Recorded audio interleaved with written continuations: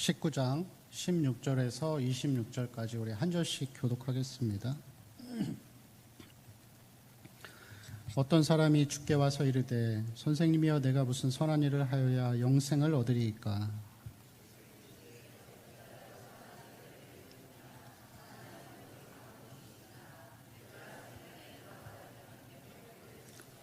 이르되 오늘 계명이오니이까 예수께서 이르시되 살인하지 말라, 간음하지 말라, 도둑질하지 말라, 거짓 증언하지 말라.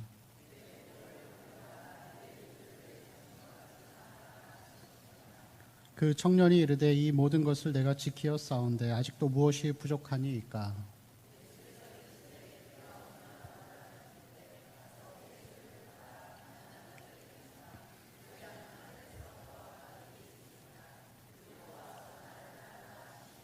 그 청년이 재물이 많음으로 이 말씀을 듣고 근심하며 가니라.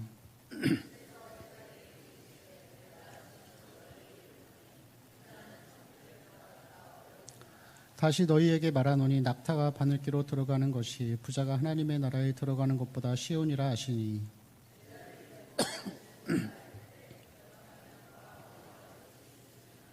함께 읽을까요? 예수께서 그들을 보시고 이르시되 사람으로는 할 수 없으나 하나님으로서는 다 하실 수 있느니라. 아멘. 6월 30일 우리 교회 설립 45주년입니다. 그날을 꼭 기억하시고 우리 사랑방이나 각 성도님들 이렇게 오랫동안 출석이 되지 않는 분들이 또 이렇게 오셔서 같이 신앙생활을 다시 시작할 수 있는 기회로 삼고 건면해 주시기 바랍니다. 그리고 금요기도회 이 45주년을 기념하면서 금요기도회를 우리가 하고 있는데 주보를 보시고 순서를 잘 참고해 주시기 바랍니다. 담임 목사님께서는 예수가족교회 오후 예배 집회 인도차 잠시 출타하셨습니다. 오늘 우리가 보고 있는 이 말씀을 보면은 16절을 보시면은 그런 말씀이 있습니다. 어떤 사람이 주께 와서 이르되 하면서 예수님께 질문을 합니다. 이 어떤 사람은 누구냐면은 이 뒤에 보이는 내용을 보면은 그를 청년이다 그렇게 표현하고 있습니다. 그리고 그는 돈이 많은 사람이었습니다. 누가복음 말씀을 보면 그는 관원으로 그렇게 표현하고 있습니다. 그리고 그가 예수님의 질문에 대해서 대답하기를 자기는 하나님이 주신 계명을 철저하게 다 지켰다 그렇게 자기를 표현하고 있습니다. 그러면서 이 사람이 질문을 하기를 선생님이여 내가 무슨 선한 일을 하여야 영생을 얻으리이까 그렇게 질문을 하죠. 무슨 선한 일을 하여야 영생을 얻으리이까 라고 하는 이 표현은 그 표현 질문 안에서 구원은 선한 일을 해야 받는다라고 하는 그 행위 구원의 의미를 가지고 있습니다. 특별히 이 유대인이었던 이 선한 이 재물이 많은 청년이 선한 일을 해야 영생을 받고 구원을 얻는다고 하는 근거는 이 아모스서 5장 14절의 말씀에서 그 근거를 살필 수가 있습니다. 아모스서 5장 14절 말씀을 보면은 너희는 살려면 선을 구하고 악을 구하지 말지어다. 살려면 선을 구하고 악을 구하지 말지어다 하면서 이 유대인들은 생각하기를 구원은 행위를 통하여 이루어진다라고 생각을 했습니다. 그래서 유대인들은 구원은 행위로 받는 것이고 그리고 구원받은 자의 특징은 뭐냐면은 부자가 되는 것이었어요. 그래서 오늘 말씀을 보면은 재물이 많은 청년이잖아요. 그리고 그는 말씀도 다 지켜서 그가 예수님 앞에 나와서 선한 선생님이여 내가 무슨 일을 하여 영생을 얻으리까 라고 하는 이 질문은 그가 진짜 이 영생의 길을 몰라서 질문한 게 아니에요. 자기 자신을 자랑하고 싶어서 나온 것입니다. 내가 이만큼 했다. 그렇게 자기 자신을 이렇게 자랑하는 것이죠. 이 유대인들은 구원은 행위로 받고 그리고 이 구원에 대한 축복은 부자가 되는 것이라고 늘 그렇게 생각했습니다. 그 욥의 모습을 보면은 욥이 재산을 다 잃어버리고 아들, 딸들 다 잃어버렸을 때 이 친구들이 와가지고 그를 비난하고 정죄하는 것을 볼 수가 있습니다. 그리고 후에 보면은 이 욥이 다시 그 2배의 축복을 받는 것이 하나님께 축복을 받은 것이다. 이제 그렇게 생각하는 경향이 있었던 것이죠. 그는 자기 자신에 대한 자랑과 자부심을 가지고 하나님 앞에 나와왔지만 여러분, 예수님의 답변은 무엇이죠? 그렇다면 너가 재산을 다 팔아가지고 그걸 나눠줘라 하면서 이 재물이 많은 청년이 이제 돌아가니까 예수님이 제자들에게 말씀하시잖아요. 부자가 천국 가기 어렵다. 그래서 부자가 천국 가는 거는 낙타가 이 바늘길을 통과하는 것과 똑같은 이치다고 하면서 천국에 갈 수 없다라고 이렇게 표현하는 것을 볼 수가 있습니다. 여러분, 오늘 말씀을 보면은 그냥 우리가 문자적으로 해석해서 부자는 천국에 못 간다 그렇게 생각하시면 안 돼요. 그렇죠? 여러분, 그러면 부자는 교회 안 다녀도 됩니다. 그리고 실제적으로 여러분, 부자라는 기준이 얼마인지도 우린 잘 몰라요. 부자는 어떤 기준을 가지고 있죠? 한 10억 정도 가지면 부자일까요? 그 모르는 것이죠. 오늘 말씀은 우리에게 부자는 지옥에 간다 그것을 설명하는 것이 아니라 어떤 사람이 구원을 받고 어떤 사람이 구원을 받지 못하는 사람인가를 우리에게 보여주고 있습니다. 자, 우리 성경을 한번 보실까요? 17절에 보면은 끝부분에 예수께서 말씀하시기를 내가 생명에 들어가려면 계명들을 지키라 그렇게 표현하고 있습니다. 그러면서 18절과 19절에서 그 계명, 지켜야 될 계명이 뭔지를 말씀하세요. 살인하지 말고 간음, 도둑질, 거짓 증언하지 말고. 또 19절 말씀을 보면은 19절에서 부모를 공경하고 내 이웃을 내 자신 같이 사랑하라라고 하는 것이에요. 여러분, 여기서 나오는 계명은 5계명에서 9계명까지의 내용이에요. 그래서 5계명과 9계명은 하나님 사랑과 이웃 사랑 중에 어떤 것이죠? 이웃 사랑이잖아요.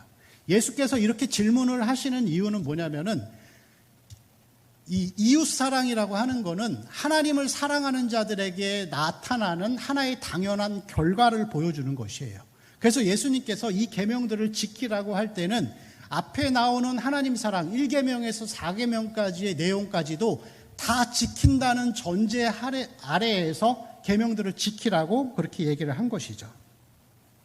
여러분, 그런데 여기서 9계명까지 이야기를 하시면서 예수님께서 10계명은 말씀하지 않습니다. 여러분 잘 보세요. 10계명 중에서 10번째 계명의 차이점은 무엇이죠?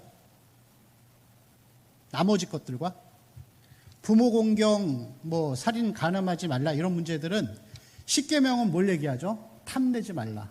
이 마음의 죄를 다루시는 거예요.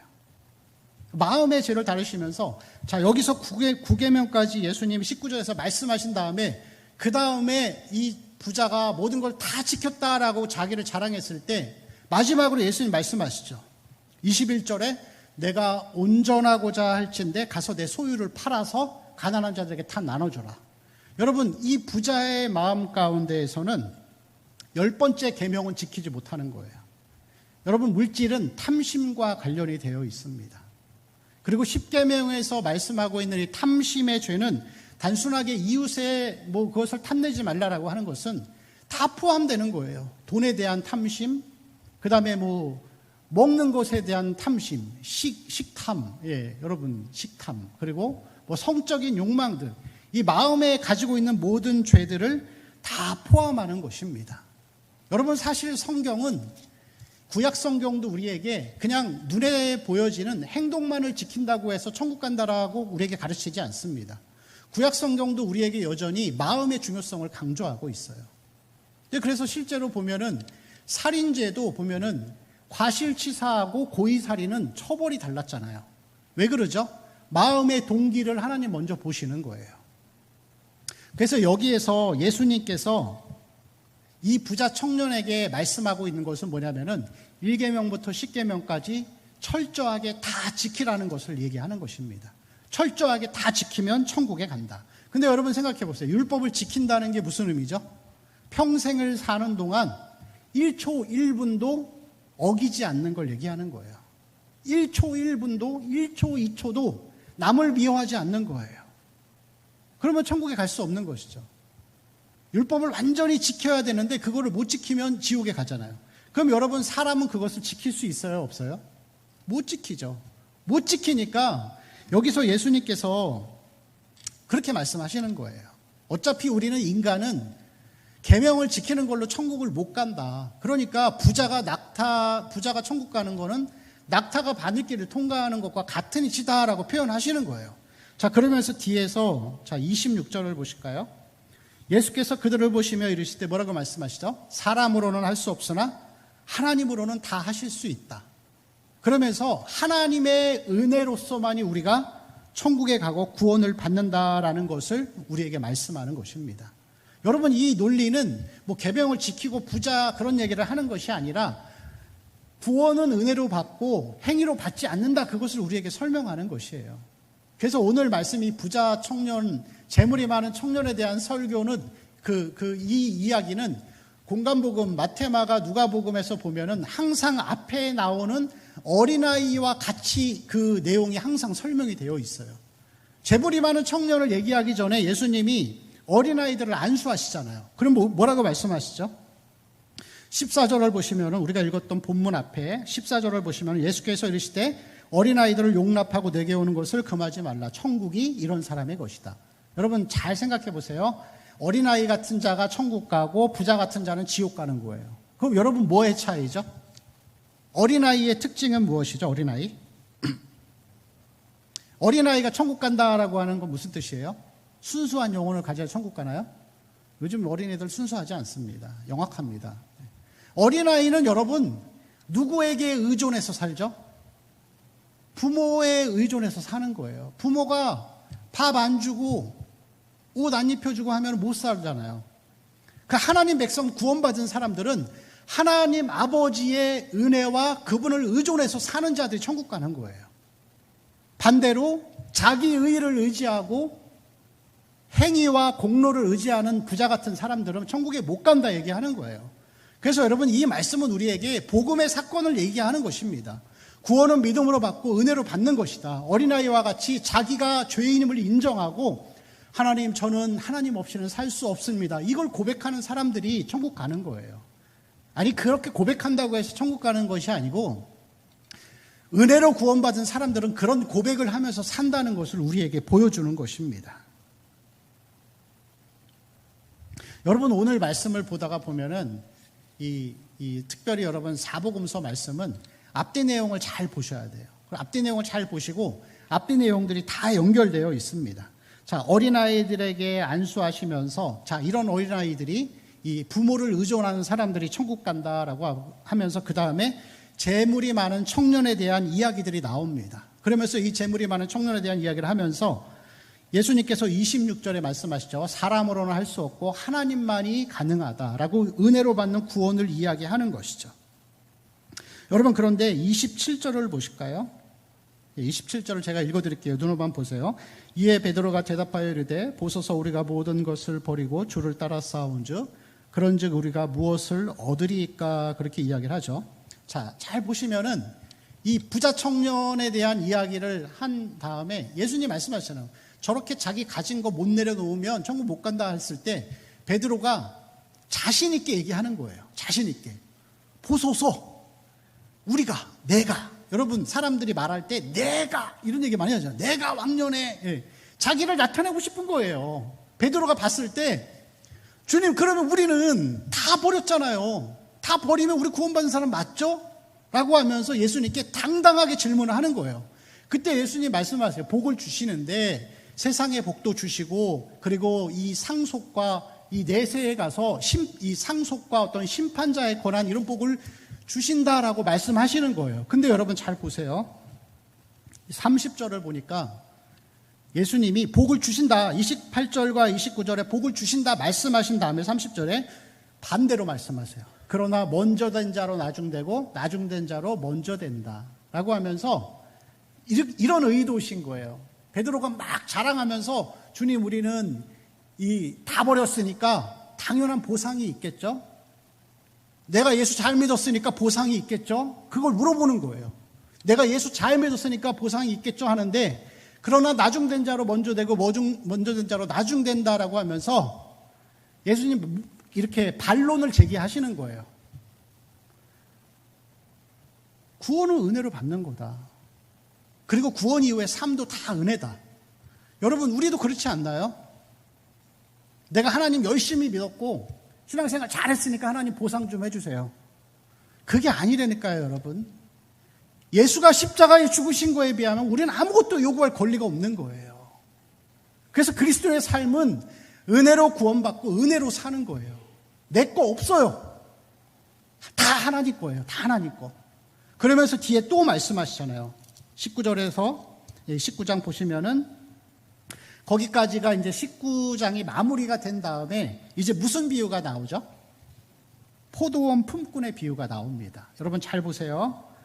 이른 아침에 먼저 20장 1절을 보면은 이른 아침에 이제 포도원 주인이 이 일꾼들을 불러오는 거예요. 여기서 이른 아침은 보통 노동자는 아침 6시에서 7시 사이에 일을 시작합니다. 그리고 품삯은 얼마를 약속하죠? 한 데나리온. 요즘에 여러분 노동을 하면은 하루에 한 12만 원, 뭐 그렇게 받겠죠. 15만 원. 정당한 품삯이에요. 자, 그 다음에 3절을 보니까 제3시에 또 나갔어요. 제3시는 몇 시냐면은 오전 9시입니다. 3시간 후에 나간 거죠. 그리고 그 뒤에 보면은 5절에도 제6시와 제9시에 나갔습니다. 여기서 6시는 12시, 정오예요. 그리고 9시는 오후 3시입니다. 그리고 마지막으로 6절에도 보니까 11시에 나갔다 그랬어요. 11시는 몇 시죠? 5시예요. 그럼 여러분 노동이 몇 시에 끝나요? 보통 6시에 끝나요. 6시에서 여러분 넘어가면 야근 수당이에요. 2배 줘야 됩니다. 그래서 6시에 끝나요. 근데 여러분 품삯을 다 얼마를 받았죠? 똑같이 한 데나리온. 누가 손해봤어요? 손해본 사람은 누구죠? 맨 처음 온 사람이요? 아니에요. 손해본 사람은 주인이에요. 그죠? 아니 6시에 온 사람한테 약속하잖아요. 내가 너한테 한 데나리온 주겠다. 정당한 품삯을 약속하잖아요. 그럼 뒤에 온 사람들은 손해를 본 게 맨 앞 사람은 손해를 본 게 아니라 정당한 걸 받은 거예요. 그리고 나머지 나온 사람들은 자기가 일한 것보다 더 많이 받은 거예요. 그럼 손해는 누가 봤죠? 포도원 주인이 손해본 거예요. 1시간 일하면 10,000원만 줘도 돼요. 근데 여러분 이게 뭐냐면은 하나님 나라에 들어가는 원리는 자격과 조건이 아니라는 거예요. 손해는 누가 봤어요? 하나님 보신 거예요. 구원받을 자격도 없는 자들에게 예수 그리스도 아들을 보내셔서 죽음의 대가를 치르신 거예요.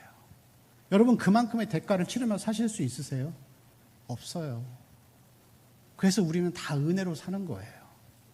그래서 이 포도원 비유에 대한 말씀을 하신 다음에 마지막 16절에 또 똑같은 말씀을 하시는 거예요. 이와 같이 나중된 자로 먼저 되고 먼저 된 자로 나중되리라. 그래서 이 어린아이의 비유로부터 여기까지 포도원 비유까지 나오는 말씀은 한 가지를 우리에게 계속 말씀하고 있는 거예요. 구원도 은혜로 받고 구원 이후의 삶도 하나님의 은혜다. 여러분 우리가 은혜로 다 사는 거예요. 여러분 은혜가 뭐예요? 불의한 걸 덮는 게 은혜인가요?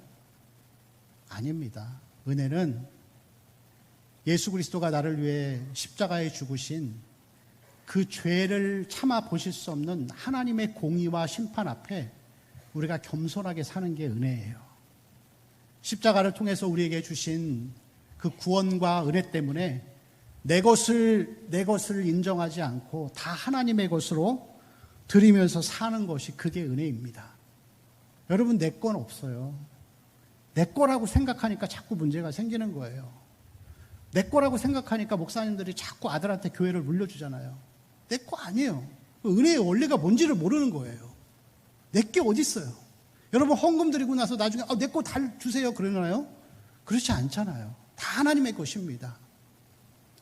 고린도전서 6장 19절에서 20절 말씀을 보면 그래서 이런 말씀이 있습니다. 너희 몸은 같이 읽어볼까요? 시작. 너희 몸은 너희가 하나님께로부터 받은 바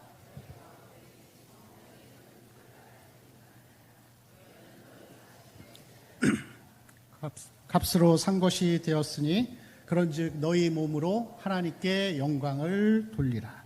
자, 우리 몸도 우리 것이 아니고 하나님 것이죠. 값으로 산 거예요. 하나님이 아들 예수 그리스도를 죽이시는 희생의 대가를 통해서 우리를 죄악의 노예, 이 사탄의 노예로 살던 우리를 아무 조건 없이 은혜로 사신 거예요.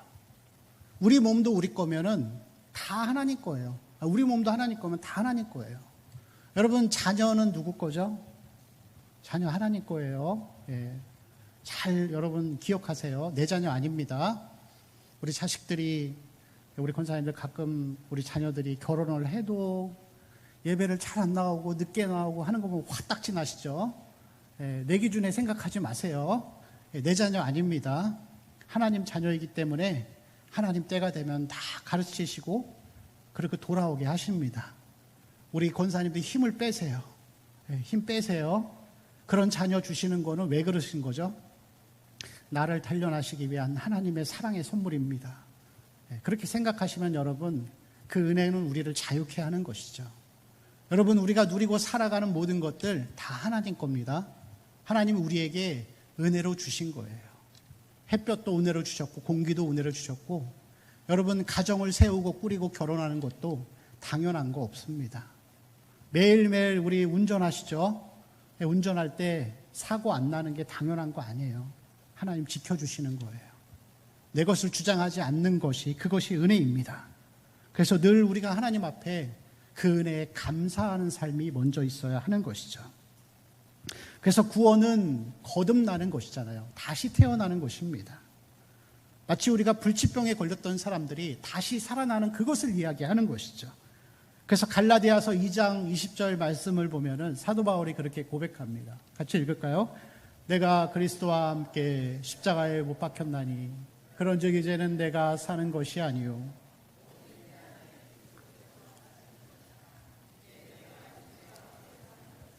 나를 사랑하사 나를 위하여 자기 자신을 버리신 하나님의 아들을 믿는 믿음 안에서 사는 것이라. 아멘. 내 안에 사는 것은 예수 그리스도이십니다. 여러분, 우리는 율법을 지켜서 구원을 받는 게 아닙니다. 여러분, 하나님께서 이스라엘 백성에게 율법을, 십계명을 어디에서 주셨죠?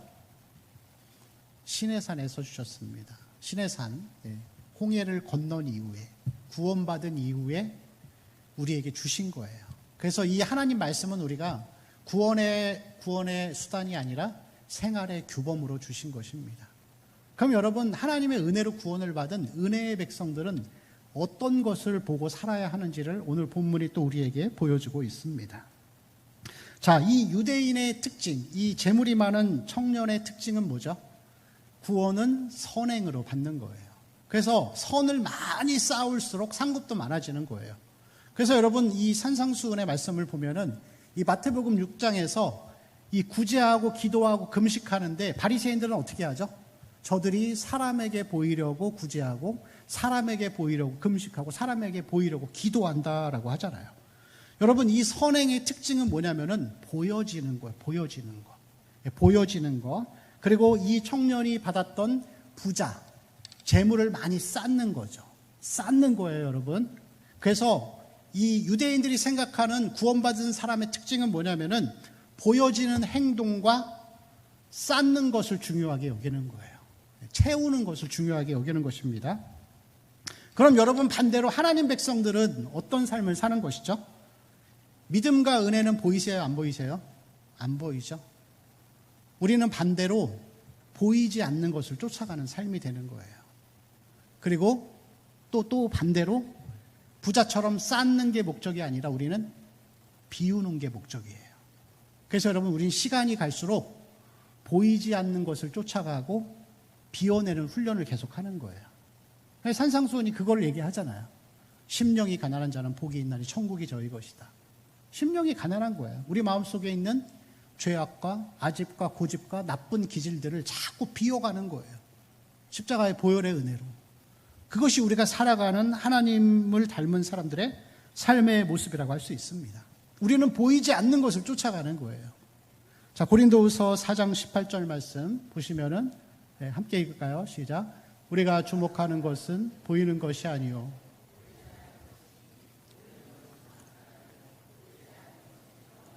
아멘. 보이지 않는 것에 주목하죠. 자, 4장 16절에도 그런 말씀이 있습니다. 그러므로 우리가 낙심하지 아니하노니 우리의 겉사람은 낡아지나 우리의 속사람은 날로 새로워지도다. 우리의 겉사람은 늙어가지만 그게 우리한테 중요한 게 아니에요. 이게 탱탱한 피부, 건강한 몸, 그게 우리한테 중요한 게 아니에요. 우리의 속사람, 보이지 않는 속사람이 하나님을 닮아가는 게 중요한 거예요. 제가 우리 장년교구를 맡고 있으니까 이 교족부를 보면서 우리 성도님들 이름을 다 외우고 있어요, 지금. 근데 한 95%는 외웠습니다. 근데 제가 외우면서 너무 힘든 게 하나 있어요. 사진이랑 매치가 안 돼요. 네? 특히 우리 여자 성도님들은 제가 이분을 보면서 이분이 누군지 사진을 보고 실물을 봐도 매치가 안 되는 거예요. 근데 제가 물어봤어요. 그 왜 사진을 안 찍으시냐 했더니 늙은 모습 보여주기 싫다는 거예요. 근데 여러분 잘 생각해 보세요. 우리한테 중요하지 않습니다. 여러분, 보이지 않는 하나님을 믿으면서 어떻게 보이는 것을 끝까지 쫓아갑니까? 그럴 수 없어요. 시간이 갈수록 우리는 땅에 발을 두고 있기 때문에 처음에는 보이는 것을 쫓아가죠. 돈을 쫓아가고 성공과 자랑을 쫓아가지만 우리의 속사람이 겉사람은 후패하나 속사람은 새로워져 갈수록 우리는 보이지 않는 것을 쫓아갑니다. 온유한 자가 되기를 바라고 의에 주리고 목마른 삶을 살고 싶은 거죠. 화평케 하는 자의 삶을 우리는 살고 싶어지는 것입니다. 내 안에 있는 혈기와 모든 것들이 채워지는 게 아니라 이제는 비워지는 삶을 살고 싶어 하는 것이죠.